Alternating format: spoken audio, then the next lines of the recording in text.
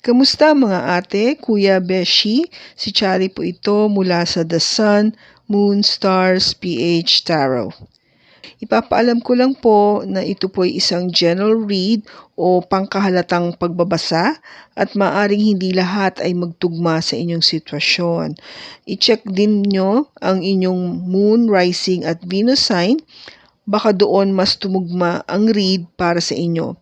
At kung ang mensahe ay tama sa inyo, paki-like lang po at mag-subscribe kung hindi pa ninyo ito ginagawa. Okay, mag-umpisa na po tayo. Hello po mga ate, kuya, beshies. Kamusta na po kayo? Andito ulit ako si Chari para gumawa another reading, and this is for the sign of Libra, Sun, Moon, Rising, and Venus. And of course, welcome po yung mga cross-watchers natin ni Libra at ang mga bago po nating mga viewers. Tingnan po natin ngayon kung ano yung mensahe para sa buwan ng Disyembre.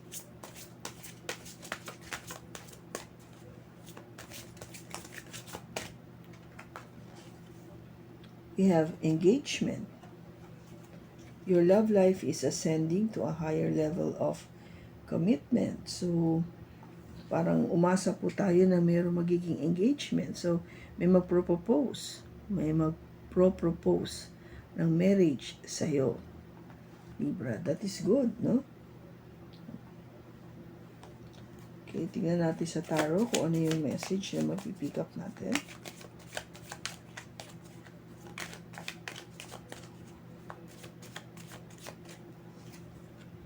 We have the Eight of Wands, the King of Wands, the King of Pentacles, the Two of Wands,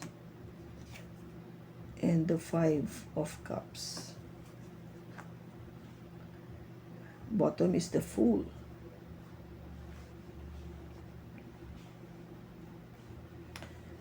Now, Libra, yung Fool dito, of course, this is an energy coming from an Aries. You are going to take a risk, no? You're gonna take that leap of faith. Talagang magbabakasakali ka. Lalaksan mo yung loob mo at saka ang gusto mo mangyari is to move forward.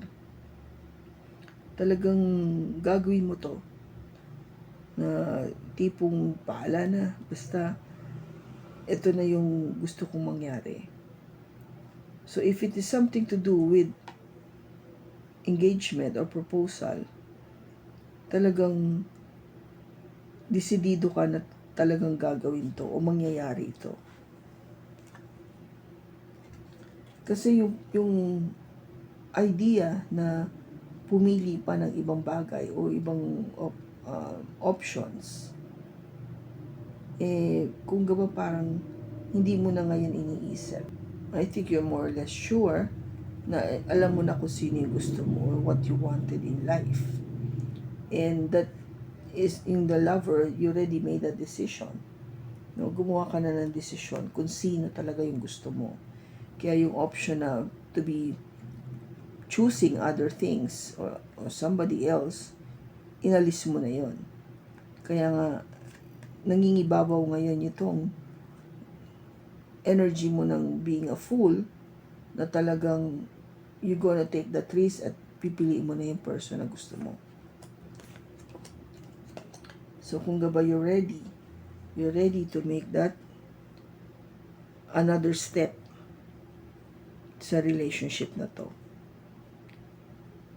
Na kung gaba moving forward to the next level. Sabi nga nila.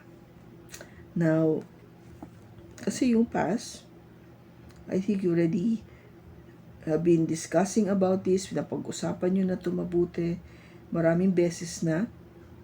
Pabalik-balik na nga kayo paulit-ulit na diniscuss nyo na to, pinag-usapan nyo na. Kaya kung gaba parang it is just really a matter of parang formalizing everything. You know, ipakita, i-formalize yung intention na to let everybody know or your person know na talagang yung kagustuhan na mas lalong i-solidify yung relationship through a marriage proposal. Kaya nga, yung action iti-take mo is really to show your person na gano'n kang ka-serious by offering something that is very tangible. And ano ba yung napaka-tangible na yon? Di ba? A ring. Isang simbolo na nagpapatunay na talagang seryoso ka is offering a proposal, a ring, isang singsing na talagang, oo, ikaw na yung tao na gusto kong makasama panghabang buhay. And of course, your person needs to make that decision na magiging oo na ba? You need to make that decision. Take it as it resonates na oo, ano na ba? Tatanggapin ko na ba tong proposal na binibigay sa akin? Kasi syempre, ang ayaw mo mangyari is magkaroon ng regrets, na baka pag nag-propose na ako, alam mo yung iniisip mo na baka magkamali ako. Baka masaktan lang ako. Ito na ba yung tama? Siya na ba talaga? Sure na ba ako? Na-weigh ko na ba maigi sa sarili ko na talagang, is this the one? Kasi ayoko talagang masaktan. Ayoko masabi sa sarili ko na hindi ko na pag-isipan to mabuti. Ayoko ng regrets. Kasi yung ino-offer sa akin is pangmatagalan na to. Panghabang buhay even. Kaya dapat lang talaga na pag-isipan mabuti. Dapat lang talaga na, diba? Pag-isipan mabuti. Doon nakikita ko naman na very serious and very solid yung person na to sa akin. Andun naman yung passion, no? Nakikita ko, and of course, there is that attraction naman. We both are attracted to each other. Andun yun Andun yung chemistry, andun lahat. And we talk, we discuss this. Nag-usap kami, inalam na namin sa isa't isa kung ano yung pananaw namin pagdating dito. Kaya, ano ba yung dapat ko pangamba? Why am I having this feeling? Check natin.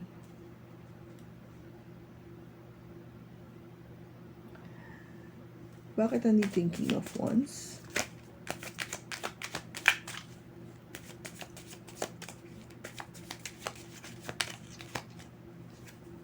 We have the 8 of Cups, the 10 of Cups, and the 4 of Pentacles. So, ano ba yung, kung ba parang nakikita mong problema o challenge is, nakikita mo na baka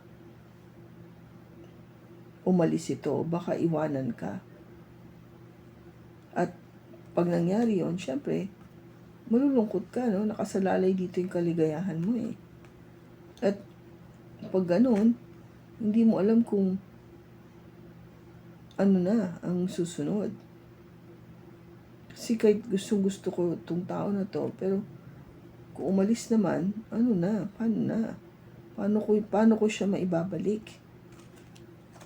Yun yung something na talagang parang, in a way, parang nakikita mong challenge sa'yo. Pero tingnan natin, but andito yung King of Pentacles. We have the Queen of Wands, so we have a pair. The Knight of Swords, and the 3 of Wands. Nakikita ko naman na yung intention niya is very solid. Na talagang seryoso siya sa akin. Serious yung ino-offer niyang marriage proposal. And the passion is there. Pero nagwo-worry pa rin ako. Dahil parang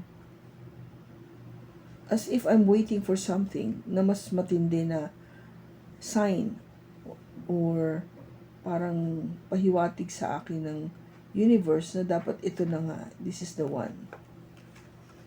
No, kasi nagwo-worry pa rin ako eh. Bakit andito yung 3 of Wands?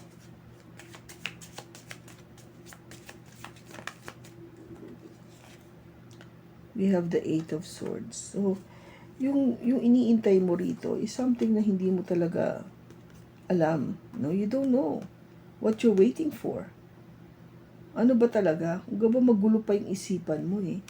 Magulo lang ang isipan mo.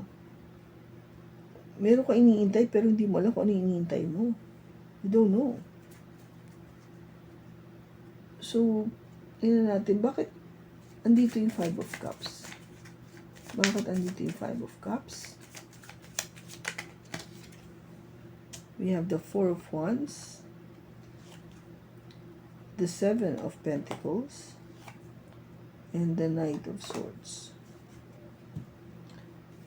Yung kinakatakot mo dito na baka magsisi ka lamang, magkaroon ka ng regrets, is of course, yung proposal na to, na ito na nga, no? This is the proposal, the 4 of Wands, the start of this long-term relationship. Dito nag-uumpisa. And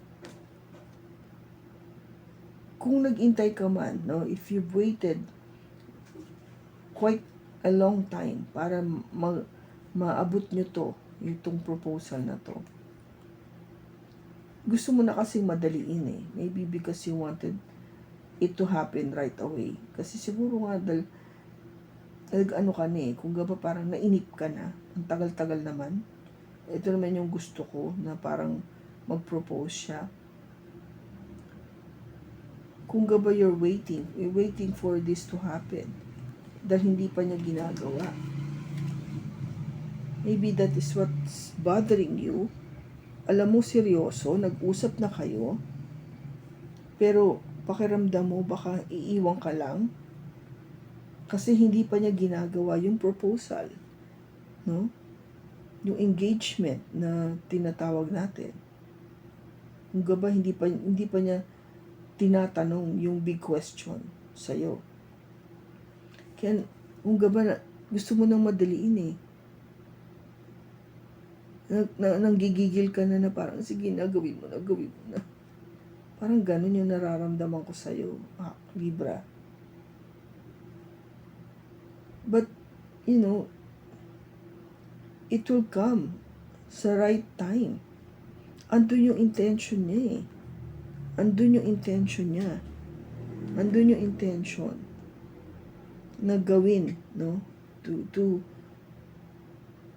make that proposal. You just need to wait.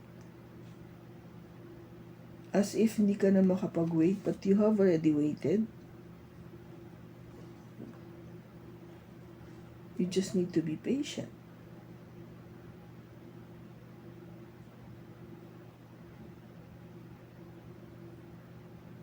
Kaya ka nagkakaroon ng parang pakiramdam na regret na baka mapunta sa wala yung pinag-intay-intay ko. Kasi baka hindi pala siya. Andun yung andun yung pagda-doubt mo ito. You see this? In the 9 of Swords, yung pagwo-worry mo, yung pag-iisip mo sa gabi na, naku, baka hindi mangyari ito As if you are waiting, you're waiting for it to happen. Hindi mo naman nakikita kung kailan kasi mangyayari. Ito yung nararamdaman mo. You don't see it coming. Maybe because, ka na kung ba parang sobra na yung pag-anticipate mo na mangyari ito. Kung ba chill ka lang. dadating siya sa tamang panahon. Okay? Tignan natin kung ano yung gusto niya sabihin sa'yo.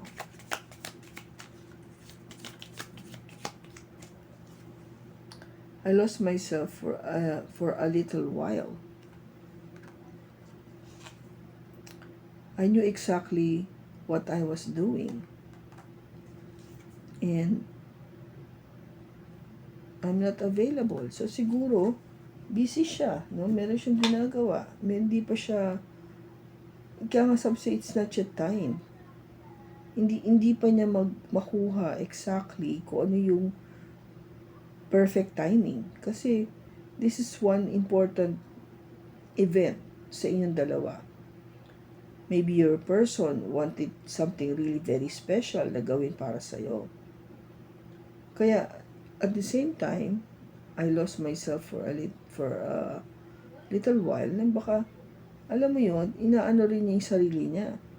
Handa na ba siya para pumasok sa ganitong level of relationship?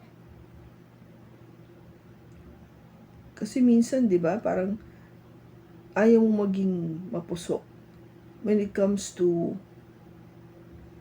making that proposal or receiving that proposal. Di ba, parang you really need to think very long and hard and many times na kung magpo-propose na siya, if your person is gonna ask you to marry you someday, or vice versa, take it as it resonates, Libra, ano yung sagot? Diba? Anong sagot? Pag-iisipan mo yan mabuti. Pag-uusapan nyo yan mabuti. Kasi hindi ka papasok sa isang bagay na hindi ka sigurado, diba? You won't make that proposal if you're not 100% sure that you're gonna get that yes. Kasi mapapahiya ka eh. So, ayaw mo yun, di ba? You nagpo-propose ang isang tao doon sa person niya because sigurado siya na talagang pag meron akong tinanong dito na napaka-importanting question, ang sagot niya sa akin ay oo. And it takes a lot of time, courage, preparation to do that. Kaya huwag ka masyadong magmadali. Baka hindi nga pa siya handa. No? Hindi pa siya handa. And definitely, I think you wanted na yung maging proposal sa'yo is really something special. Hindi lang yung mismong araw na yun, but isipin mo kasi yung magiging ano nito eh, yung resulta nito, di ba? Na pag nag-propose na to, talagang kayo na. As if you're really locking in this person na, hey, tayong dalawa na talaga sa future. Isiset na lang natin yung araw ng ating kasal. But it's really you and me. Ganun na siya. Kaya, it is really a big step, Libra. Kaya, sa akin, as an advice, nakikita ko naman yung sincerity ng tao. Just give it time. Bigyan mo lang siya ng panahon to plan everything, to make sure things are really what your person wanted dito sa relationship na to. Kung paano niya i-execute itong proposal, diba? And moving forward. Kasi hindi lang naman yung nag-i-end sa proposal. You have to plan for the marriage. Diba? She's mas matindi. So, just be patient. Okay? I hope nakatulong ito sa iyo, Libra. Maraming salamat sa pagsama mo sa akin sa pagbasa na ito. Sa susunod po muli, ingat ka and God bless.